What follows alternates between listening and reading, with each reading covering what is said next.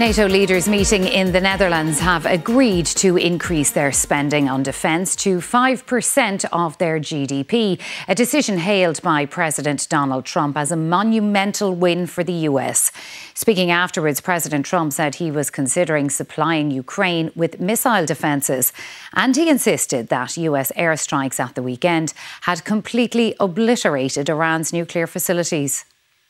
Donald Trump took centre stage at the NATO summit in The Hague, clearly delighted that NATO allies had agreed to his demand to spend 5% of their GDP on defence. It's a monumental win for the United States because we were carrying much more than our fair share. Though he criticised Spain's refusal to meet the threshold. I'm going to negotiate directly with Spain. I'm going to do it myself. They're going to pay. They'll pay more money this way. He also shot down US media coverage of a leaked Pentagon report suggesting the Iranian nuclear programme had only been set back months rather than years, quoting an Israeli report. The devastating US strike on Fordo destroyed the site's critical infrastructure and rendered the enrichment facility totally inoperable. It was devastated. He denied suggestions that much of Iran's enriched uranium had been moved away from the Fordo facility before the US attack. And I think all of the nuclear stuff is down there because it's very hard to remove.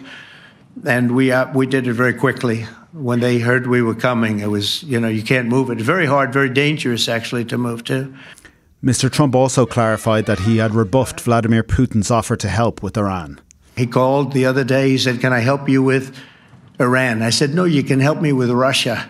Earlier, Trump said he had a very good meeting with Ukrainian President Vladimir Zelensky on the fringes of the summit. They do want to have the anti-missile missiles, okay, as they call them, the Patriots. And we're going to see if we can make some available. President Zelensky also received a ringing endorsement from other NATO leaders. NATO's commitment to Ukraine endures. And it is now in the summit declaration with a clear link to the money, but that whatever is necessary, we will keep you in the fight. Evidence of the fighting in Iran was visible on the streets of Tehran, but the tentative ceasefire with Israel and the US is holding for now. Fergal Gallagher, RTE News. Our Europe editor Tony Connolly is standing by now in Brussels. Tony, was this NATO summit all about placating the US president, keeping him on side? It really was, Sharon, and I think NATO officials will tonight be relieved at the outcome and probably thinking to themselves that all that flattery and fawning that we saw over the last 48 hours was probably worth it. President Trump arrived at the summit casting aspersions or doubts on whether he would commit to Article 5, the mutual defence clause. Now, today he said he was fully behind it.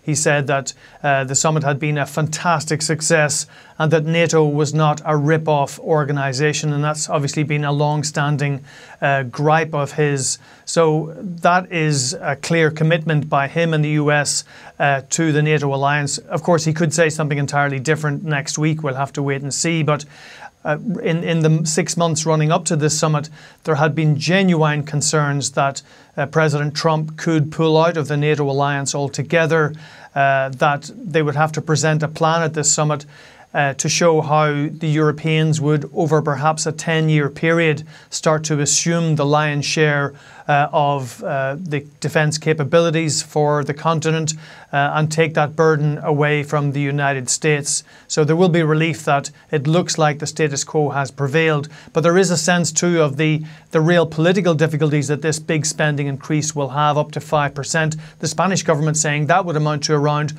300 billion euros for the Spanish exchequer. And where was that money going to come from? Pedro Sanchez, the Prime Minister, saying, look, we can meet our defence capabilities needs as NATO members by spending just over 2% of GDP, and that's obviously something that enraged Donald Trump at that summit.